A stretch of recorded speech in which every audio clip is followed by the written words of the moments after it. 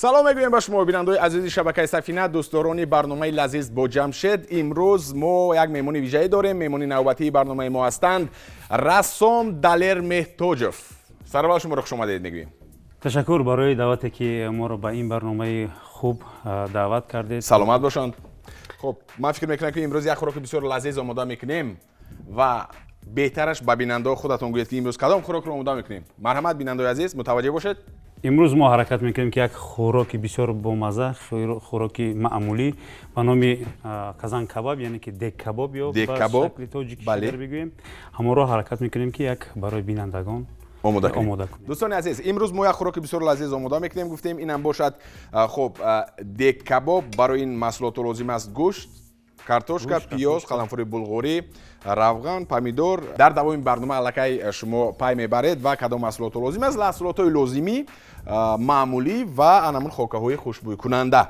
خب دوستان عزیز، بعد از یک وقفه کوتاه برمیگردیم و شروع میکنیم با آماده کردن. ما را همراه باشید. این برنامه لذیذ با جمشید است و مهمانی من هستند رسام دلیر مهتوجوف. ما را همراه باشید. از چی شروع میکنیم زودکک؟ من الکی دوستان موندم کمکک دک تصفید و الکی تصفیده است. بله وقتی اون رسیده است که چیکار میکنیم؟ روغن رو میاندازیم. روغن رو باید که اندازیم. خب شما چی رو میده میکنید از اینجا؟ اول کارتوشکا، همین طور. کارتوشکا رو. خب این رو من میمونم. شما یک میده میکنید و خب در اینجا تازه کرده رو اینجا میگذاریم. خیلی عالی. دوستان عزیز شروع میگردد و من چیکار میکنم؟ روغن رو میاندازم. دلیر لبای بوریگر خوش اومدی. تشکر. چگونه است حال و احوالت در این شب روزها؟ با چیکار مشغول هستی؟ مثل همیشگی در اتاق کاریم خب با کشیدن اثرهای نو به نو نوبتی خیر رو ادامه دادیم. هر یک ایجادکار خو وای شاعر باشد، خو رسام باشد، خو بسیار نشود کمتر. حتما که یک چی میگن ما الهام دارد. یعنی محض دلیر در کدام وقتی روز مثلا الهامی ایجاد کردنش میآید و چی الهامی دلیر رو میآورد؟ کدام حالت است و من نمیدونم کدام کار است یا عمل است، چگونه است میخوایم را فهمم. زیادتر وقتی که پگاهی بر وقت از خواب میخیزیم، از همه لحظه‌ای که همه خواب هستن و هنوز هم در معینه سر ایجادکار به مثل یک ورقه خالی کشیده می شود و اون حالا چیزی ننوشته شود، چیزی نکشته شده است. و همون لحظه بهترین است فکر میکنم برای من، مخصوصا برای من همین لحظه صبحگاهی حالتی است که میتوانم یعنی که شغل خود رو این کشیدن یگان اثر رو یا ایجادات خودم رو یعنی که شروع کردم برای من خیلی پسند است و گمان میکنم الهام هم بهترین وقت در همین لحظه میاد. خب این چگونه شد مثلا از اول از همون لحظه که خود رو درک کردید و شناختید از همون لحظه همین کسب در دل شما جای شد یا اینکه نه مثلا اکثریت شخصان عموما در دیگر فکرن بعداً در آینده با مرور زمان دیگر کسب رو انتخاب میکنن؟ همین سرشویش چگونه است؟ من میخواستم فهمونید کمک. سرشوی از چی پیدا شد مهر محبت؟ از کودکی بود، در وجود ما ریخته بود گمان میکنم و وقتی که تحصیل رو مکتب میانه رو ختم کردن خیر من گمان نداشتم که یعنی که با این کسب رجوع میکنم یعنی الکی شما مکتب میانه رو ختم کردید و دست نزده بودید با این کسب؟ نه، من در سین مکتب خونیم بسیار فعال بودم در مکتب میانه. یعنی دیپلم ها داشتم. یعنی فکر نمیکردید که با این کسب؟ نه، اما رسام بودنم رو فکر نمیکردم. بله. گمان میکردم که مثل همیشه مثل کودکای همه وقته باید همین گونه باشد. بله. یعنی که در خود نریخته بودم که من کلان شوم رسام میشوم یا این یا وی. این آرزو رو هم نمیکردم. گمان میکردم که این چیز طبیعی است. همین گونه. خیر بعداً میخواستم همراه همسینفونم با کالج حربی حتی حجت‌های را هم سپریده بودیم. خب یعنی پنهانی از خانواده چون مادرم نمیخواستن الکی فهمیدم و سببی شاید که جوان‌تر که بودیم با همراهی یک دوست همسیفم خواستیم که یعنی که پنهانی از پدر و مادر яъне ки ҳуҷҷатҳоро нафарои буданд ки моро ба онҷо тавсия дода будану метавонистанд моро кӯмак кунанд. Метавонем осоиста андозем ба фикрам. бале хуб дӯстони азиз чӣ кор мекунем? аввалин шуда картошкаро меандозем мо ва ин ба таври далер меҳтоҷ аст. Оҳиста меандозем ки масалан эҳтиёт кунед. хоб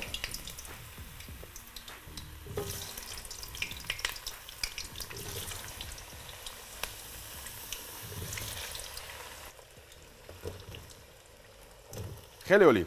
Акнун мо дар ин ҷо чӣ кор кардем? камтар мекӯбем онро. аввалин шуда картошкаро меандозем то он даме ки бирён шавад, яъне 5-7 дақиқа. дар оила буданд ягон нафаре ки рассом бошанд? Не, дар оиламон набуд, фақат амам. Амам буд ки дар он вақт ман ки ҷавон будам медидам ки гулдузию наққошию ҳамин гуна дар рӯи материалҳо омода мекардам. матоҳо омода мекардам. бале фикр намекунам ки шояд ки бошад дар кадом решаамон дар кадом авлод ажрум шояд бошад. ман аз ин воқиф нестам. ҳатто пайгириам кардем, ҳатто наёфтем рассоме ки шояд гӯем ки агар ирсӣ бошад, шояд аз кадом гузашта бошад, пайдо накардем. хеле олӣ.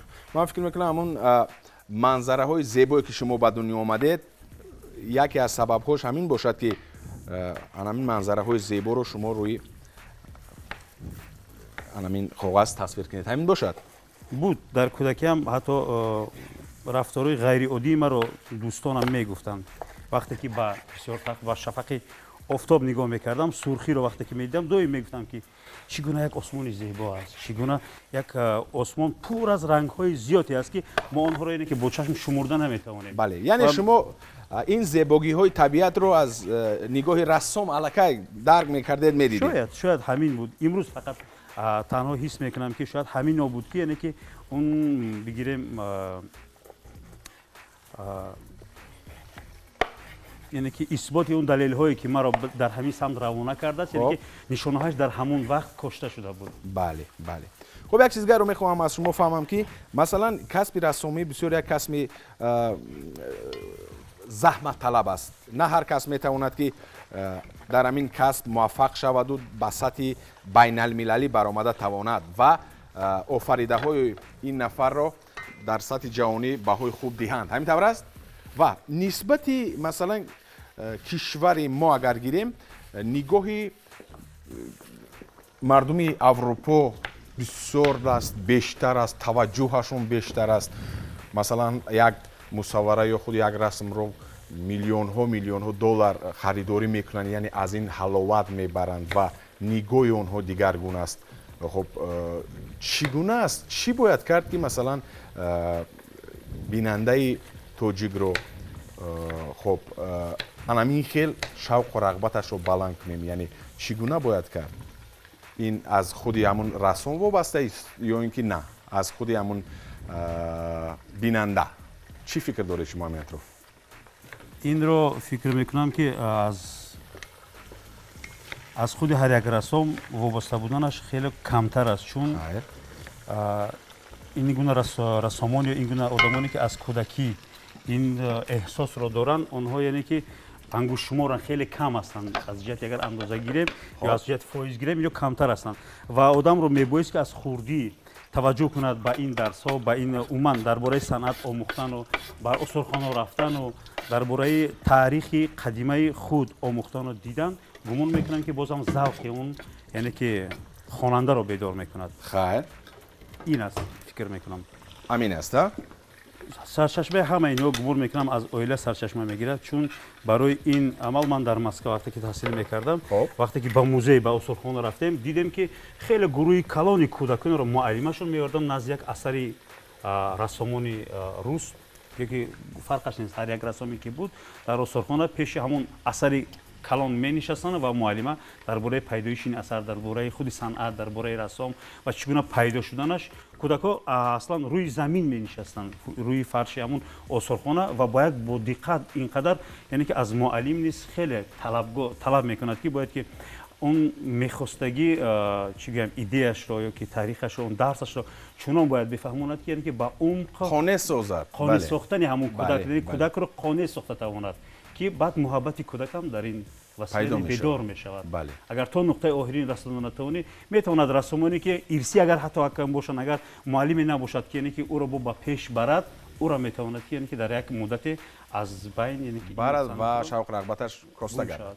Хеле хуб. Барои чун дар манам буд, дар вақте ки мехондам, муаллимам ҳатто дар кружокҳои расомии мактабӣ буданд ки баъд аз фаҳмидан ки ман дар ин ҷода яъне ки камтар қобилияти беҳтар нисбат ба дигар ҳамсинфонам дорам, маро ба ҳамин кружок дохил карданд ва дидам бароям боз завқи маро ҳам боз хубтар бедор кард. Ин аз равған камтар нест? Не, хуб аст. равғанаш хуб аст.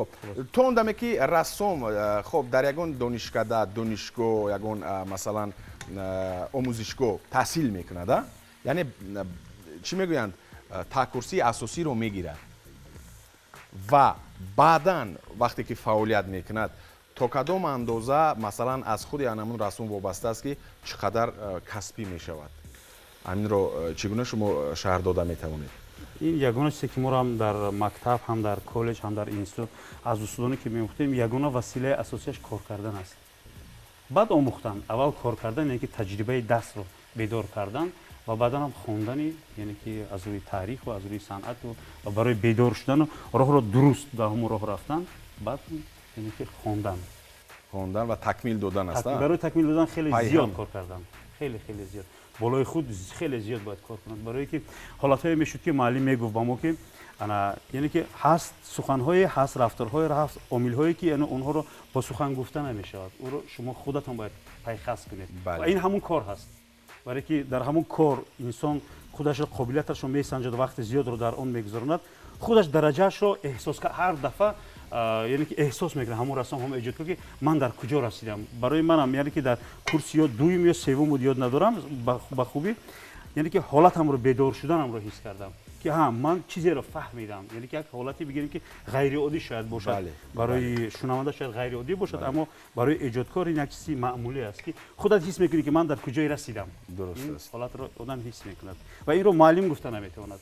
яъне ки муаллим мефаҳмад ки дар куҷо расидӣ, аммо кай ба ин ҷода мерасӣ, ӯро худат ҳис мекунӣ, худат дарк мекунӣ. бале. Хеле олӣ. шуд, ин дигар тайёр шуд. инро аниф омода шуд. омода шуд. акнун чӣ кор мекунем? Мегирем картошкаро мегирем ва ба ҷои ин чӣ кор мекунем? гӯштро омода мекунем. гӯштро меандозем. умуман масъалаи хӯрок чӣ гуна аст? дар таъсири хӯрок ба рассом чӣ гуна аст? рассомон низ мисли ҳамун эҷодкорон дигар ҳастанд, фикр мекунам. баъзеашон бо ҳамин шиками гурусна кори хуб мекунанд, баъзеашон то агар шикамашон сер набошанд кор намекунанд. аз шумо чӣ гуна ҳастед? ман рости агар дар отоқи кориам нон надошта бошам, худамро омода мекунам ки бояд гӯшна кор кунам, яъне ки ба ҳамун вазъият худамро мутобиқ мекунам. агар бошад наметавонам нахӯрам, агар бошад ҳатман бояд бихӯрам. яъне аз набуданаш буданаш хубтар аст. ҳамин тавр аст. буданаш хеле хуб. дӯстони азиз, вақти он расидааст ки гӯштро зуд акак меандозем. хоб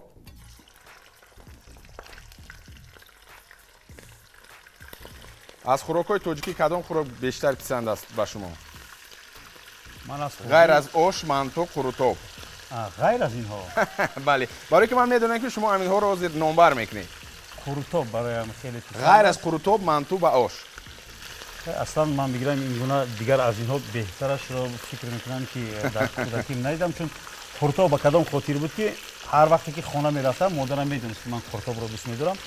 писарам мегуфт ман барои ту қурутоб мекунам. вақте хона мерафтам намекард, ош мекард ҳатман. баъд ман шаб ҳатман мепурсам, оча охи ман шуморо гуфтам ки барои ман қурутоб мақулам. ва шумо низ ваъда додед? ваъда дод ки қурутоб мекунам. чаро қурутоб накардем? баъдан ҷавобе намегуфт, мегуфт ош хубтар аст, ош бихӯр. баъдан ки мефаҳмидам, яъне қурутоб نه همه وقت اگر بسیار استعمال کردنش بسان میتواند یعنی که در مجازش خنکی است در زمستان مخصوص یا که در حالتایی که بود مادرم نمیکرد این کارو. بله یعنی مادر بعد من فهمیدم که نمیگفت مادرم بله حتی آش میکرد و حتی اگر در قیاس گیریم خورتاب آسان‌تر است خیلی بله خیلی با مراتب آسان‌تر است کوتاه اومده میشه بله اما نمیکردن بعد میگه آخه مادر با من بود این دفعه گفت میکردم بعدم فهمیدم که قرطاب رو زیاد استفاده بردنش یعنی که شاید ضرر میشد برای فرزندم اصلا که احتیاط میکردن همه خوراکو از معیار زیاد استفاده بردنش تمام خوراکو با ارگانیسم ضرر دارد. بله دوستان عزیز تا این دم ما چیکار کردیم الکی مایده کردن کارتوشکا رو دلیر و کمک بیریون شد انداختیم وارد دک کردیم در روغن تصفیه ایستاده و بعداً گرفتیم رو بعد از 5-10 دقیقه یک نمای خیلی خوب گرفته است و گوشت رو انداختیم و گوشت نیز باید تقریبا یک 6-8 دقیقه بیریون شود و بعداً پیاز رو میاندازیم و بلغوری رو نیز باید که میده کنیم بلغوری اینم از روی خواهش است هر کسی که میخواد موافقی تاب و ذوق کدومی که میخواد و نفری که ایلوه کنه ایلوه میکند ما ایلوه میکنیم امروز همین طور است دوستان بعد از یک لحظه کوتاه برمیگردیم و باز ادامه مییابد برنامه ما این برنامه لذیذ است از شبکه سفینه با ما باشید فکر میکنم که الکی وقتی اون رسیده است که پیاز رو اندازیم چی فکر دارید درست همین طور است درس صحبت دیگر آماده شما از دک فراموش کردم بله هیچ باکی نیست و دوستان عزیز اکنون ما پیاز در بالای شکبرا مرحمت پیاز رو میاندازیم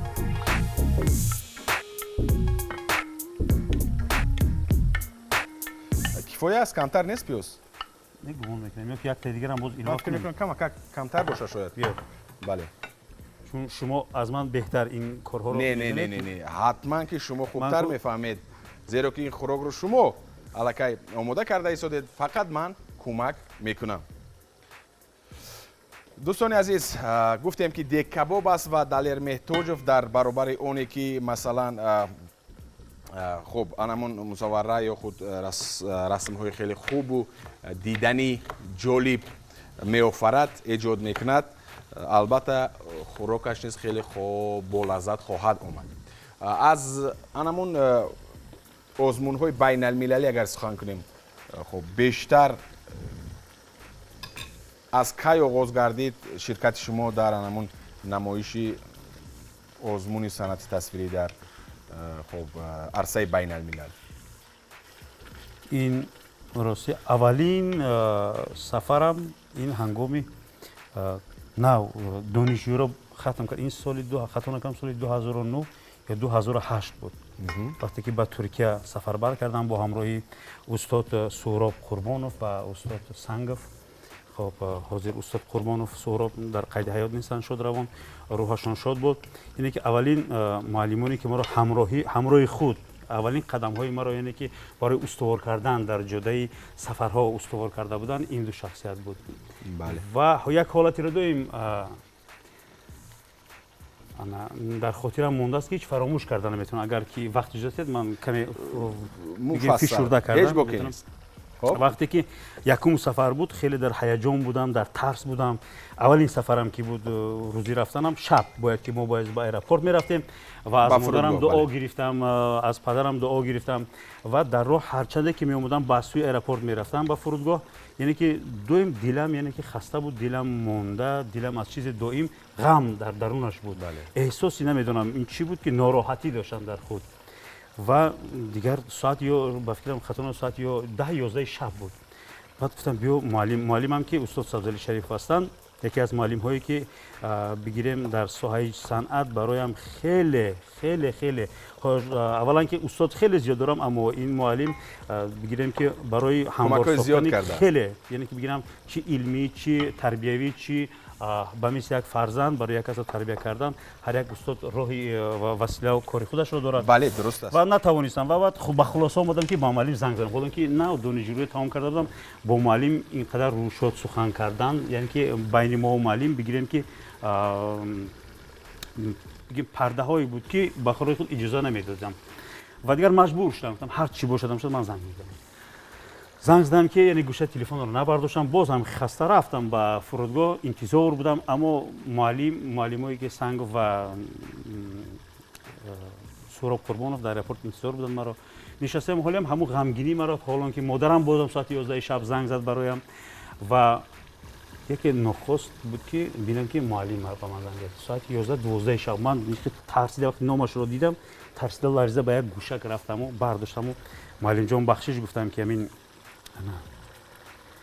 امروز من سفر دارم هیچ نتوانستم از زیقی شاید از ترسم بودیم ترس رو زیادتر شاید حس میکردم این همون شاید کودکی من بود و گفتم معلم من نتوانستم به شما زنگ نزنم و ببخشید در این وقت من برای شما زنگ میزنم چون ناراحت هستم زیق هستم میخواستم که یعنی که برای من یک دعای بدهید یک با من یک سخنگویی گفته و معلم فهمید که حالتم خیلی بیقرار است و به مثل یک پدروار خیلی قریب یک 10 دقیقه با من یگان بار معلم این گونه صحبت نمی‌کردم و شاید که طریق گوشه تلفن حتی دید که ساعت 12 کی بود و میدونست که من ساعت 12 هرگز به معلم زنگ نمیزنم من روزانه میترسیدم به معلم زنگ بزنم حالا که شب چی اون طرف ایستاد بعد خیلی دستگیری کرد و خیلی صحبت کرد یک صمیمانه اولین بار صمیمی با من صحبت کردنش رو همونجا دیدم و گفت پسرم تو در راه سفرهای زیاد داری فلان داری این داری اون داری بعد خیلی دعام داد بعد از ماندن گوشه تلفن باور کنی این گونه راحت رو این گونه سابقی رو من بار اول حس کردم درست است این یک حالتی بود که یعنی که من هیچگاه فراموش کردن نمی‌توانم بله امروز اگر که سفرم داشته باشم زنگ اگر شاید یک سفری نزدیک باشه زنگم زنم برایم اون حالتی که در بار اول بود این حالت رو دیگر مشاهده نمی‌کنم یا یک بار دیگرم بود که رفتم و با کجای سفر اومدم گفت پسرم گفت تو عادت داشتی پیش از رفتنم زنگ می‌زدی گفت این زنگ نزدی دیگر ندونستم چی بگم گفتم معلم میبخشید سفرهای دور دراز رو من زنگ میزنم سفرهای کوتاه رو گفتم شما رو وای نکنم تا به همین گونه یعنی که بعد میرفتم بعد سفر صحبت میکردم و میپرسید و میگفت که چیکار کردی و حتی خطاگی درباره خطاگی هایم رو درباره رفتاری کردم رو همونجا حل و فصل میکرد تو باید چیکار کنی چیکار نکنی یعنی که باید آینده چیکار کنی یعنی تا حالا یعنی اصلا که رسالت استاد نیست همین است که همه وقت باید که اصلاح کند خطاگی های شاگرد رو و تنها در همون وقت میتواند شاگرد استوار شود در کار خود و کسبیت رو پیدا کند خیلی خوب اکنون چیکار میکنیم الکی همون وقتی معین سپاری گشت و وقتی اون رسیده است که قلمفوری بلغوری و اینکه پمیدور رو اندازیم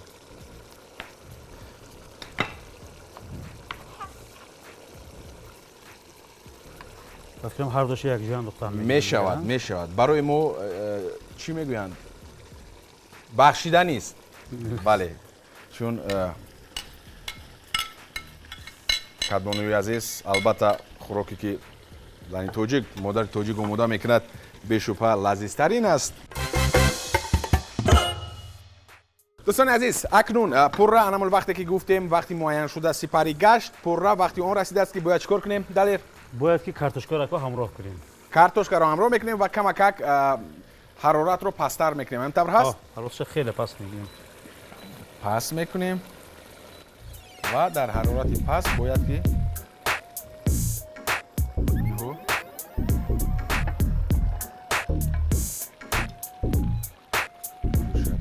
خب کمک نمک میاندازیم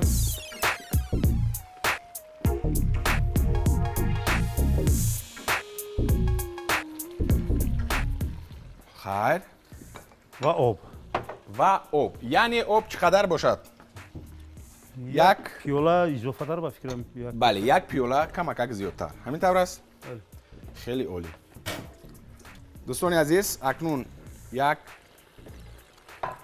پیوله آب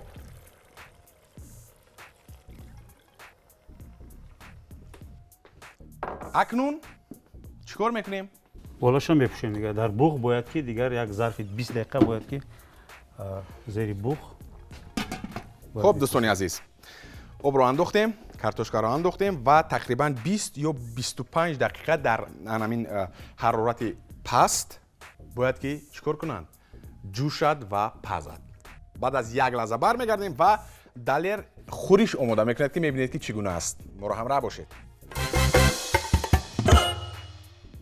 پیش از اونی که رسام خوب باید شد شخص باید کدام قابلیت رو داشته باشد 3 قابلیتی که باید که رسام همین قابلیت رو داشته باشد پس میتواند که رسام کسبی شود خوب شود اولش نشسته توانستن طاقت طاقت باید بود. خیلی پرطاقت باید خب که دومش ذهنی خوب داشتن ذهنی خوب و سوم دوست داشتن کسب خود رو دوست داشتن. خیلی عالی. دوستان عزیز، من خلل نمیرسونم و اکنون ادامه میدهد آماده کردن خورش‌هایش را از سبزوات و میوه‌جات دلیر مهتاجوف. ما را همراه باشید دوستان، بعد از یک لحظه برمیگردیم.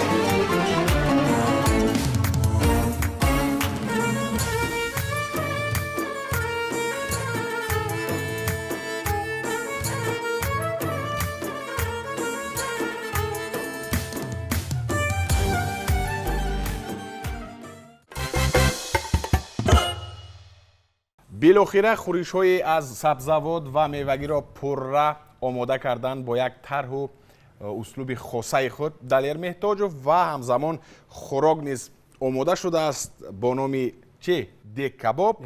و چیکار میکنیم؟ فرصت آن رسیده است که آن را به طبق میگیریم و میچشیم. چگونه است؟ بویش بسیار خوب است. لذیذ است. بویش زیبا که باشد حتما لذتش نیز خوب میبراید. وقت را زیاد نمیگیریم دوستان. مرحمت.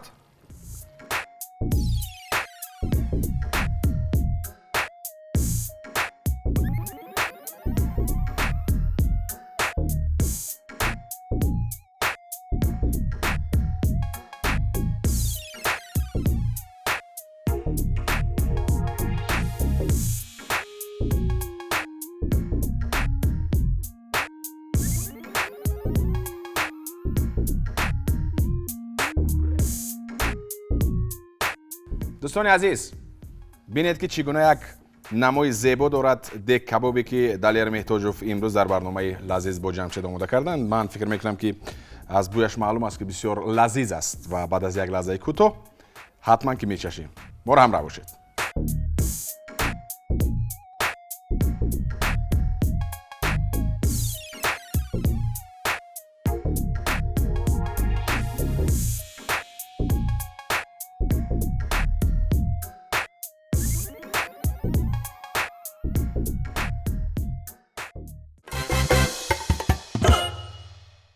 بالاخره رسیدیم به همون نقطه اساسی برنامه. لحظه اون رسیده است که محصول دستی دلیر مهتاجوف رو میچشیم با همراهی میمونی عزیزمون و میگوییم که چگونه مزه و لذت دارد.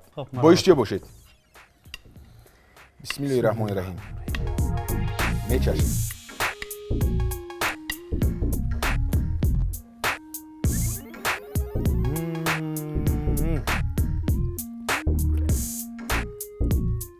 واقعا هم دوستان عزیز بویش نیز لذیذ بود و ما باوری کامل داشتیم که لذتش هم چی است؟ خیلی لذیذ. با درجه عالی می آید. واقعا هم خیلی لذیذ است دوستان.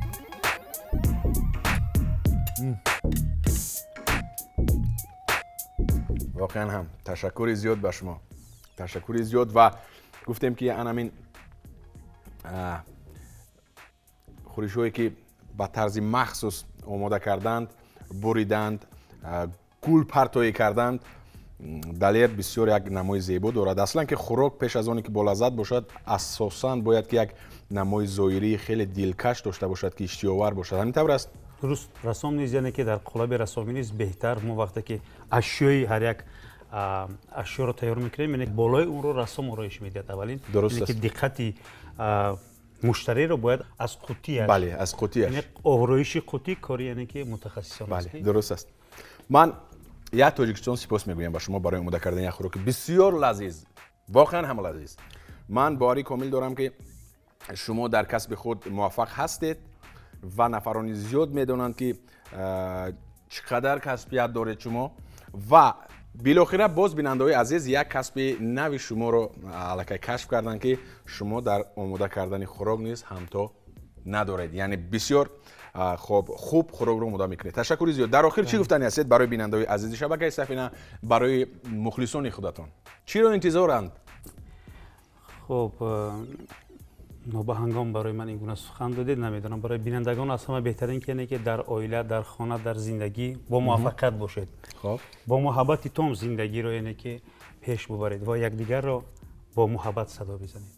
خیلی خوب. تشکر. سخن‌های خیلی عالی دوستان عزیز. من در برابر خود از نام گروه ایجادی برنامه لذیذ با جمشید به شما موفقیت می‌خواهیم و من باوری کامل دارم که ایجادیات و همون اثرهایی که شما در آینده می‌آفرید خب تاجیکستانی عزیز رو در سطح بین الملل معرفی می‌کند و واقعا هم نام شما هم نام تاجیکستان رو بسیار بلند خواهند برداشت. تشکر زیاد بار دیگر به روی تشریفتون و بیننده‌های عزیز. اینجا باشد برنامه نوبتی لذیذ با جمشید با خیر میرسد. تا دیدار نوبتی همیشه سالم باشید، همیشه خوراک‌های لذیذ رو استعمال نمایید و خود و نزدیکانتون رو احتیاط کنید. همش خوب میشود. خیر دوستان عزیز.